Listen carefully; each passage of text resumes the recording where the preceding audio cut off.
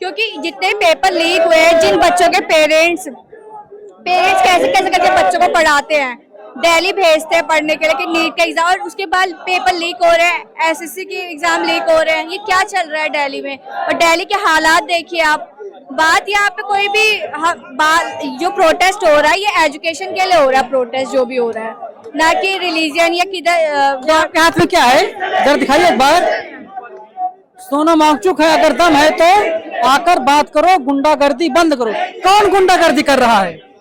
हमारी गवर्नमेंट कर रही है गुंडागर्दी, क्योंकि ये कोई गलत प्रोटेस्ट है नहीं। आज छोटे बच्चे से भी अगर हम पूछेंगे, छोटे छोटे बच्चों से भी अगर हम पूछेंगे कि ये प्रोटेस्ट कोई गलत है, तो वो भी बताएंगे कि नहीं ये गलत नहीं है, क्योंकि आने वाले फ्यूचर के लिए प्रोटेस्ट हो रहा है। बहुत सारे मेरे रिलेटिव्स है, खुद बीजेपी को सपोर्ट करते हैं। उनका कहना है कि एग्जाम तो लीक होते रहते हैं। अगर मेरे रिलेटिव्स मुझे देख रहे हैं यहाँ पे, तो मैं यही बोलना चाहूंगी, पेपर तो लीक होते रहते हैं, चाहे वो कांग्रेस के टाइम पे चाहे बीजेपी के, पर हम हमेशा ऐसे ही थोड़ी ना बैठेंगे। आज हमने प्रोटेस्ट इसलिए किया कि हमारे फ्यूचर में आने वाली जनरेशन में ये देखना ना पड़े और बच्चे सुसाइड ना करे आगे आके। सरकार क्या डर गई है? आपको लगता है सरकार झुक गई है? सरकार इतनी डरपोक है कि मैं तो लानत बोलती हूँ ऐसी सरकार पे, क्योंकि आज जनपद वाला रूट पूरा बंद करा हुआ है कि बच्चे यहाँ प्रोटेस्ट के लिए ना आ पाए। पॉपुलेशन कम क्यों दिख रही है? पूरी मेट्रो लाइन बंद है, बसेस बंद है, रिक्शे बंद करे हुए इन लोगों ने। हम 2 किलोमीटर पैदल चल के यहाँ आए हुए हैं, 2 किलोमीटर से पैदल चल रहे हैं। सुबह 6 बजे से निकले हुए हैं हम घर से, बसेस बंद कर किया या टिकट्स का प्राइस बढ़ा दिया है इनने आज के दिन। क्या चल रहा है ये, क्या साफ पता चल रहा है हमारी गवर्नमेंट करप्टेड है, और क्या बता सकते हैं। आप क्या करते हैं? मैं भी जॉब कर रही हूँ, मैंने बीए भी मैं कंप्लीट किया है। क्यों आए यहाँ पर? मैं चाहती हूँ पेपर लीक बंद हो जाए। हमारी शिक्षा व्यवस्था बहुत गलत हाथों में से सही हाथों में जाना चाहिए। इसके सपोर्ट में मैं हमेशा रहूंगी। मोदी जी क्या कहेंगी? मोदी जी से यही कहूंगी, आप जवाब क्यों नहीं दे रहे? आपका जवाब देना जरूरी है, बोलना सबका हक है। अब बच्चे अपना हक मांग रहे हैं तो उनको जवाब देना चाहिए। मोदी जी खामोश है, आप बताइए सरकार से क्या कुछ कहेंगे? नरेंद्र मोदी जी चुप हैं, बाकी लोगों को मौका दो। सरकार से क्या कुछ कहेंगे? सरकार चुप है इस मुद्दे पर। सरकार एक नंबर का निकम्मा है, उसको कुछ सुनाई नहीं दे रहा है।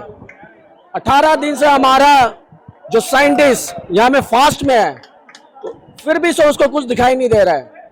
उनको केवल धर्म के नाम से वोट मांगने के लिए उसके पास टाइम है, इन बच्चों के लिए टाइम नहीं है।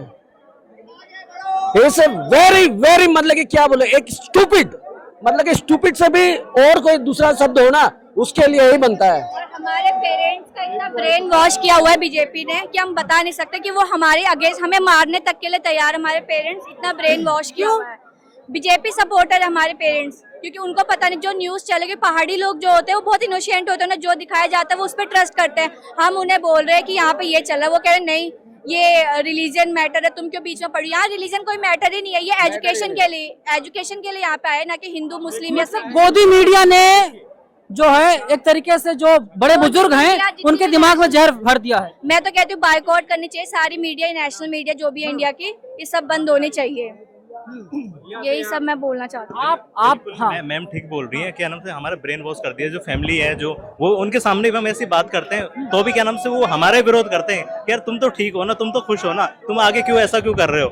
और आप तुम्हें क्या, तुम तो खुश हो, आराम से आगे क्यों जा रहे हो? क्या नाम से प्रोटेस्ट औरों का चल रहा है, तुम क्या नाम से वहाँ भीड़ है, ये वो काफी रोकने की कोशिश करी। मैं भी अभी आ रहा था तो मेट्रो भी बीच में, पटेल चौक है, राजीव चौक है, वो सारे मेट्रो बंद कर दिए। हम पैदल आए, 1 घंटा पैदल चल के आए वहां से, फिर भी क्या नाम से। और क्या नाम से जो अगर हमारी अकाउंटेबिलिटी है उसको लागू होना चाहिए। जो सोनम वांगचुक सर हैं, उनके पिताजी ने भी तो प्रोटेस्ट किया था लद्दाख को लेके, उस टाइम इंदिरा गांधी की सरकार थी, और फिर भी उन्होंने क्या नाम से प्रोटेस्ट तुड़वाया जूस पिला के, और उनकी बात मानी। तो ये अपनी थोड़ी सी जवाबदेही क्यों नहीं ला सकते? इतना तो हक बनता है मोदी सरकार का। आप खुद नहीं आ रहे, किसी और को भेज दो, जो छोटी सी तो मांगे, इस्तीफा दे दो।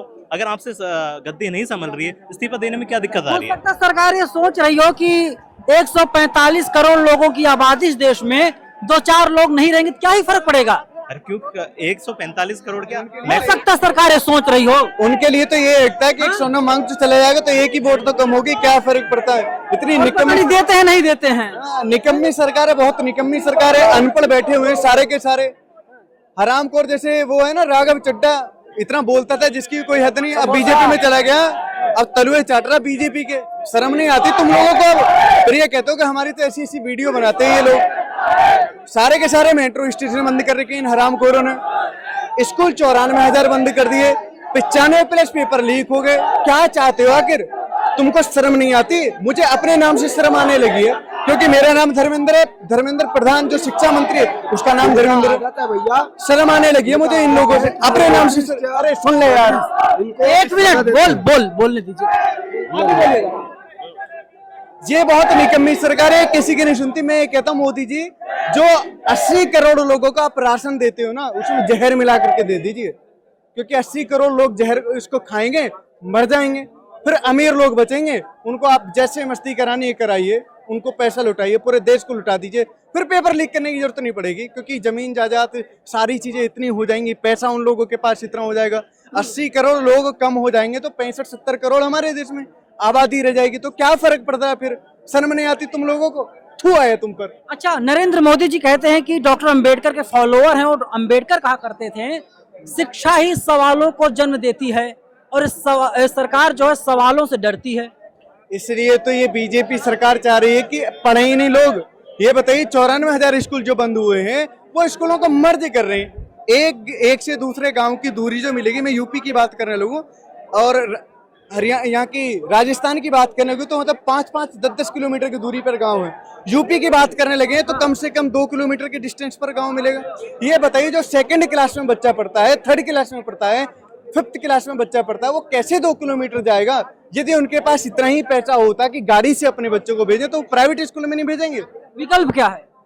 विकल्प तो यह है कि ये सरकार हटनी चाहिए पूरी तरीके से। केवल धर्मेंद्र प्रधान के इस्तीफे से ही कुछ नहीं होगा, क्योंकि फिर धर्मेंद्र प्रधान का इस्तीफा हो जाएगा, एक नया शिक्षा मंत्री बनेगा, वो भी तो बीजेपी का बनेगा, क्योंकि बीजेपी ने तो शिक्षा मंत्री को बनाया, जनता ने नहीं चुना है शिक्षा मंत्री को, ये बीजेपी ने शिक्षा मंत्री को चुना है। जनता ने धर्मेंद्र प्रधान को जो चुना था एक सांसद के रूप में चुना था, शिक्षा मंत्री के रूप में नहीं। शिक्षा मंत्री बनाया बीजेपी ने, इसका इस्तीफा हो गया। दूसरा जो आएगा वो भी बीजेपी का आएगा। लेकिन प्रोटेस्ट इसलिए कर रहे हैं कि धर्मेंद्र प्रधान का इस्तीफा हो, कि कोई नया शिक्षा मंत्री आएगा तो ऐसा जरूर होगा कि वो डरेगा कि मेरे टाइम में एक भी पेपर लीक ना हो। यदि होगा, एक वीडियो वायरल हुआ, मुझे नहीं मालूम आपने देखा नहीं देखा, पार्क है, पार्क में कुछ लोग हैं, वे लोग कहते हैं कि सोनम वांगचुक को मर जाना चाहिए। हाँ, वो मैंने मतलब ऐसे शब्दों का प्रयोग किया जा रहा है। वो निकम्मे लोग हैं, वाहियात लोग हैं, आके गोली मार देना उनको, जो कह रहे हैं निकम्मे वो आ जाए। भाई जो कह रहे सोनम वांगचुक जी को मर जाना चाहिए, वो लोग ऐसा कह रहे, तो उनके बाप में हिम्मत है तो वो आके उनको अस्पताल में गोली मार दे, उनमें दम हो तो मार के देख लेना। ये तरीका होता है क्या बोलने का? एक वैज्ञानिक के खिलाफ आप अगर इस प्रकार की अगर टिप्पणी कर रहे हो तो आप भारत के नागरिक ही नहीं है। इससे बड़ी और क्या बेशर्म की बात हो रही है? हरामखोरों को ये शर्म नहीं लगती उनको शर्म आना कि चाहिए। वो जो सोनम वांगचुक जी हैं या दीपके हैं, वो अपने लिए नहीं लड़ाई लड़ रही है, ये आपके बच्चों के लिए भी लड़ रहे हैं, देश के भविष्य के लिए लड़ रहे हैं वो लोग। आप भी एक युवा है, आप भी एक कहीं न कहीं किसी भी कंपनी में आप जॉब कर रहे हैं, आपने भी पढ़ाई की है। हम लोग तो अनपढ़ लोग हैं, हम लोग इतने पढ़े लिखे नहीं है। आप लोग तो काफी, कोई ग्रेजुएशन, कोई बीए, कोई एमबीबीए है, कोई ने जो है इंजीनियरिंग करी है, कोई ने आईआईटी करी है। ये सारे एजुकेटेड बच्चे हैं, और अगर उनके ऊपर ऐसा आरोप लगा रहे हैं तो ये तो डूबने वाली बात है उन लोगों के लिए। उनको वैसे ही शर्म से डूब जाना चाहिए। एक साइंटिस्ट के लिए आप थोड़ा तजुर्बे बात करो, ठीक। वो अनशन में बैठे, क्या गलत किया उनने? क्या गलत किया? आप एजेंट बता रहे हैं उनको? आप लोग नहीं है क्या? आप लोग भारत के प्रधानमंत्री होकर आप विदेश में गए, आपने आधी दुनिया से ज्यादा के चक्कर लगा लिए। सोनम वांगचुक जो हैं, वे प्राइवेट अस्पताल में इलाज करवाना चाहते हैं, ना तो सरकार परमिशन दे रही है, ना अदालत परमिशन दे रहा है। ये तो इन लोगों ने उनको बैरिकेडिंग में रोक रखा है ना भाई। ये तो वो आदेश देंगे ना, क्योंकि उनके अंडर में, हमारे अंडर में थोड़ी है। हमारे सर हमारे अंडर में होते तो हम कहीं भी हॉस्पिटल में इलाज करवा सकते थे। ये सिर्फ तानाशाही है। कोर्ट का आदेश था कि जब सोना एक कोर्ट का भी नहीं था। पहले सुन तो लीजिए, हाँ, आपको पता नहीं है, मैं यहीं था उस टाइम। कोर्ट का आदेश ये था कि सोनम वांगचुक जी को उनकी मर्जी के अनुसार ले जाया जाएगा बिना किसी फोर्स के। लेकिन वो लोगों ने क्या काम किया कि 40-45 लोग आते हैं और इस स्टेज पर चढ़ जाते हैं जाकर के, जिनमें से 10-15 लोग चढ़ जाते हैं, कुछ पुलिस के साथी भी थे। अब जब ये बताइए, जब सिविल वर्दी में लोग जाते हैं तो उनका पता तो है नहीं कि वो आरएसएस वाले हैं, बीजेपी वाले हैं, जबरदस्ती उनको उठा करके ले गए। इतनी नालायक सरकार है। चौकीदार चोर है, जरा दिखाई इधर आदित्य। चौकीदार चोर है के नारे लगातार लगाए जा रहे हैं। कौन है चौकीदार? चौकीदार तो प्रधानमंत्री अपने आप के लिए चौकीदार बोलता है कि मैं चौकीदार हूँ, मैं चौकीदार हूँ। क्या हमारे देश का चौकीदार ही चोर है? राम मंदिर में चोरी करवा ली, 40 दिन में 70 बार चोरी हो गई, राम नाम पर ये सरकार बना लेते हैं। मेरे को तो बस एक चीज लगती है कि एक तो वोट और जो एक मंदिर में किया हुआ दान, दोनों एक जगह जाते हैं, कहीं भी डालिए जाएगा एक जगह, बीजेपी के खाते में। ये जनता की वोटों से नहीं बनने। सहमत हैं इनकी बातों से? सहमत क्या, मैंने तो इन लोगों के, जब इन्होंने आधार, मैं आपको पूरा उसकी हिस्ट्री बताता हूँ। 1982 से धर्म का झंडा भारतीय जनता पार्टी उस समय जनसंघ के नाम से थी, जनता पार्टी के नाम से थी, और इसके बाद में भारतीय जनता पार्टी बनी। आपको नहीं मालूम है? 1980 में भाजपा का गठन होता है। तो 1982 में कलकत्ता में इन्होंने एक अधिवेशन किया विश्व हिंदू परिषद के नाम से। उसमें लाल कृष्ण आडवाणी जी थे, अशोक सिंघल जी थे, पुराने जो लीडर थे मध्य प्रदेश से, कैलाश जोशी जी से थे, सुंदरलाल कटवा थे, ऐसे बड़े बड़े लोग थे, कुशाभाऊ ठाकरे जैसे लोग। तो इन्होंने एक नारा दिया था कि घर घर गंगा आइए, हिंदू जागृत लाइए। उस दिन से आप लोगों की जेब से पैसा निकालना चालू किया, गांव गांव गंगा जल भेजा और घर घर जाकर चंदा किया, और उस चंदे से इन्होंने 4 बार लोकसभा और विधानसभा के चुनाव लड़े, उसी चंदे से। फिर इसके बाद में इंदिरा जी को मरने के बाद में 1984 में इन्होंने राम जन्मभूमि का मुद्दा उठाया कि राम जन्मभूमि मुक्त करो, राजू भाई राम जन्मभूमि मुक्त करो। उस समय राजीव गांधी जी देश के प्रधानमंत्री बने। इन्होंने कांग्रेस ने फूट डालकर कांग्रेस की सरकार उस समय गिराई, वीपी सिंह जी को अलग किया, और विश्वनाथ प्रताप सिंह ने और अटल बिहारी वाजपेयी ने मिलकर जो है इनकी सरकार बनी, वीपी सिंह प्रधानमंत्री बने। 2.5 साल बाद सरकार चल गई, फिर वापस इलेक्शन हो गए। आप गड़े मुद्दे गड़े, अरे सुनिए तो, आप सुनो, अरे आप मुर्दे को उखाड़ रहे हैं। आप लोगों को मालूम नहीं, लोगों का चरित्र हमको मालूम, हमसे पूछो ना जो सच है। आप नए बच्चों को क्या मालूम है? हम जवाब देंगे, हमसे बात करें, वही तो भाजपा का नेता बात करे हमसे, जवाब देंगे हम। इसके बाद में 4 बार 4 प्रधानमंत्री बने, 10 साल देश को पीछे कर दिया। फिर अटल बिहारी वाजपेयी जी 13 दिन 13 महीना और 4.5 साल। हाँ, आज पे बोलेंगे, जब से लगा था आज तक इन लोगों ने भ्रष्टाचार फैला रखा। उस दिन से 10 साल हम मनमोहन सिंह की सरकार में आए, इन्होंने कांग्रेस ने भी पाप किया है। अरे सुन तो लीजिए, अरे भाई साहब सुन लीजिए, अरे सुनिए तो, आप सुनिए। 12 साल से आप लोग जब आए, आप सिस्टम सुधारने आए थे, सिस्टम को सुधारने आए थे। आज सिस्टम सुधर जाता तो यह हालत नहीं होती आज पूरे हिंदुस्तान की, यह हालत नहीं होती। इन लोगों ने लोगों से घर घर जाके कहा था ये कांग्रेस वाले चोर है, इन लोगों को हटाइए। सुरेश कलमाड़ी हो चाहे और कोई हो, कई नेताओं को नाम लिया इन्होंने। अन्ना हजारी जी ने यही अनशन करवाया, इन लोगों ने आंदोलन किया, उस सरकार को हटाई। आप सिस्टम सुधारना आए थे, आज सिस्टम सुधर जाता यह हालत नहीं होती, पेपर लीक नहीं होते। क्या बात कर रहे हो आप? हमसे बात करो। अच्छा भाजपा का नेता हमसे डिबेट करके देख ले, वो पैदा नहीं हुआ था जब से हम राजनीति कर रहे हैं। आज इन बच्चों का भविष्य खत्म कर दिया है। आप मालूम नहीं है भगवान विष्णु के, सुनिए, अरे सवाल सुनिए तो। आप मेरे को आप इतिहास मत बताइए, त्रेता युग, सतयुग, द्वापर, कलयुग, कौन सी कथा सुनना चाहते हो आप? इनके बाप की क्या भभूति है क्या?